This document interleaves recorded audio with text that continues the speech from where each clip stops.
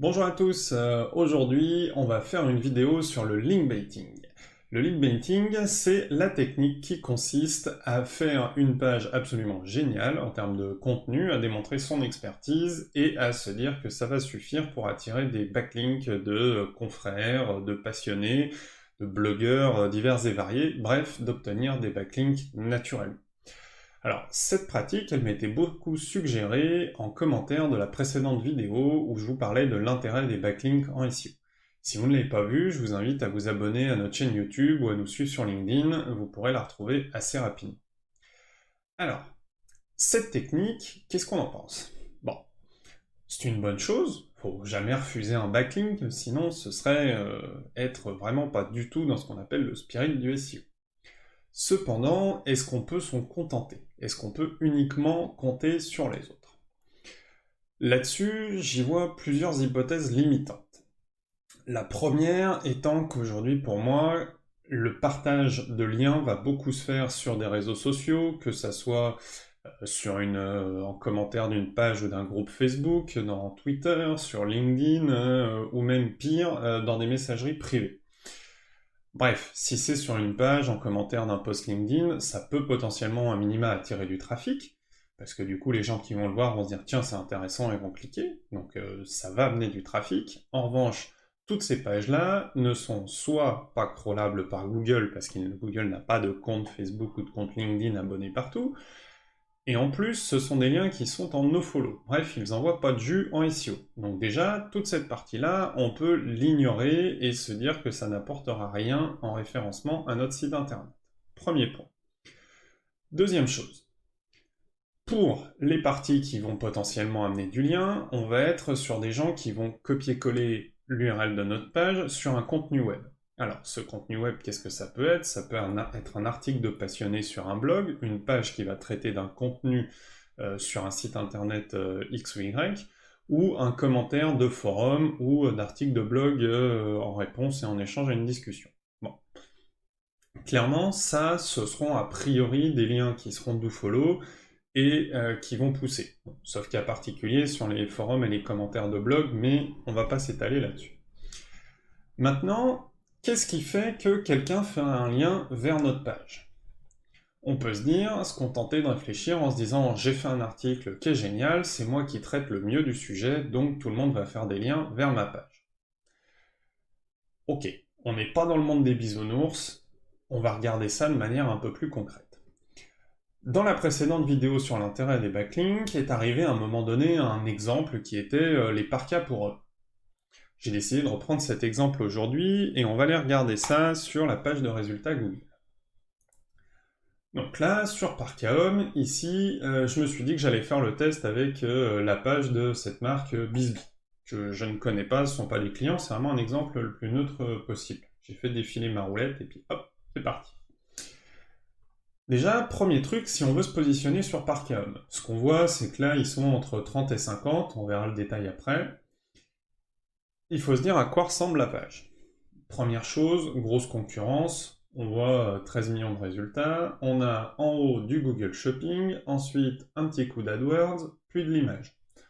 On est clairement sur de la mise en avant de produits, que ce soit en photo ou en achat d'ads, et on est sur une requête commerciale parce que premier Zalando, Galeries Lafayette, La Redoute, Azos, Amazon, etc., etc. Bon, on n'est pas sur une page avec du contenu éditorial. Ça, c'est quelque chose qu'il faut retenir et qui sera important pour la suite. Si je vais regarder mon analyse de compétition de la SERP dans Ahref, ce qu'on va se rendre compte, c'est que cette requête, les URL sont pas forcément toutes saturées en termes de backlink. La première, Zalando, a priori, il n'en a aucun. Ensuite 9, puis 6, 0, 0. Bon. Si je me dis, je vais faire des liens directement vers mon URL, potentiellement, la concurrence n'est pas trop rude, je dois pouvoir faire quelque chose.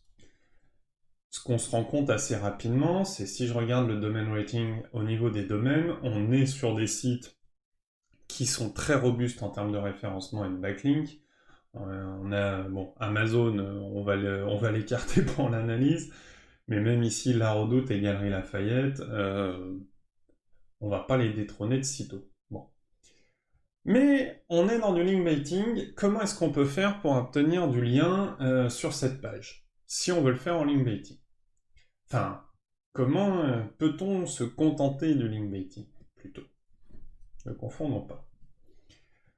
Si je regarde ma page du coup de Bisbee, ici, je vois donc on a Parka Home dans la title, je retrouve ici Parka Home ici, Parka Home dans ce petit texte SEO en bas de page. On est clairement sur une page qui veut être ciblée en termes de SEO sur la requête Parka Home, pour moi. Bon. Manque de bol, si je regarde là, on voit bien le niveau de title, hein, on retrouve Parka, Parka capuche, Parka chaude, ok, bon.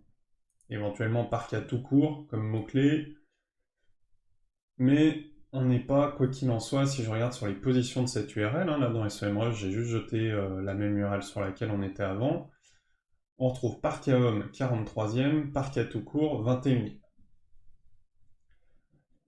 Ce que je me dis, quelqu'un qui va citer spontanément une page pour parler de Parka Home. Mettons que je suis un blogueur, que je me dis, tiens, j'ai envie de parler des tendances pour cet hiver, pour quel parka acheter, ou il y a quelqu'un qui me parle sur un forum en mode, oui, où est-ce que tu me conseilles d'acheter du parka, et puis je vais lui dire, bah tiens, prends celle-là, elle a l'air pas mal.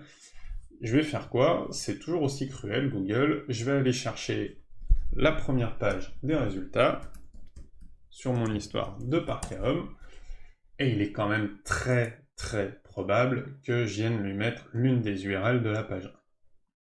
Et sur ma page 1, Bisbee, ils y sont pas. Il est donc assez peu probable que ça soit l'une de ces URL, enfin que ce soit l'URL de Bisbee qui se retrouve mise en avant en termes de link baiting. Vous allez me dire, ok, ça c'est que la requête Parka Home, cette page, elle se positionne sur un total de 109 mots-clés, d'après SEMrush. Si je filtre sur le top 10, qu'est-ce qu'on a en premier? En premier, on va retrouver manteau Bisbee, Bisbee manteau, bref, que des requêtes qui contiennent la marque. Donc, à moins qu'on ait quelqu'un qui soit un fan inconditionnel de la marque et qui veuille conseiller quel produit de chez Bisbee acheter, c'est assez peu probable. On est également sur des volumes assez faibles. Si je compare ici par rapport à Parka Home, on est sur du 40 000 recherches mensuelles. On est ici sur du 260. Bon, heureusement, ils sont troisième. Ça doit être une autre URL qui doit être première, j'imagine. Sur les manteaux, sans doute. Mais on va avoir assez peu de trafic, et donc la probabilité que parmi ceux-là, il y ait un blogueur qui vienne citer devrait être assez faible. Voilà.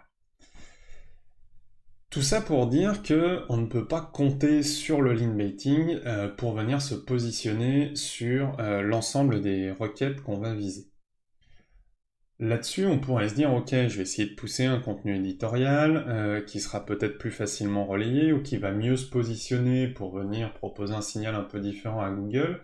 Mais encore une fois, au mieux, je vais me retrouver avec une URL autre qui va choper un lien, mais pas notre URL commerciale, parce qu'on est sur une intention e-commerce pour Google, donc c'est dans tous les cas cette page-là qu'il va falloir venir positionner et la pousser. Donc ça, pour moi, pour l'optimiser, il y aura plusieurs choses à faire, mais dans tous les cas, ce sera sans doute pas inutile de venir pousser quelques liens pour essayer de venir déloger les copains d'Amazon et d'Azos pour prendre des places qui sont autour de 0 backlink. Donc pour moi, le contenu éditorial ici ne suffirait pas en à côté. Il peut venir s'intégrer dans le cadre d'une stratégie de cocon sémantique pour venir pousser, qui pourra lui peut-être attirer du lien, mais se dire j'ai fait une page commerciale et j'attends que les autres fassent des liens vers moi pour venir me positionner, clairement, ce n'est pas suffisant. Voilà. Alors, si cette vidéo vous a plu et que vous arrivez à une conclusion proche de la mienne, eh ben, c'est top. Si vous voulez en discuter et puis qu'on en reparle dans une prochaine vidéo, c'est avec plaisir. Et puis d'ici là, n'hésitez pas à liker et partager cette vidéo et à venir vous abonner à la chaîne YouTube. Allez, à très vite sur 410 Gone.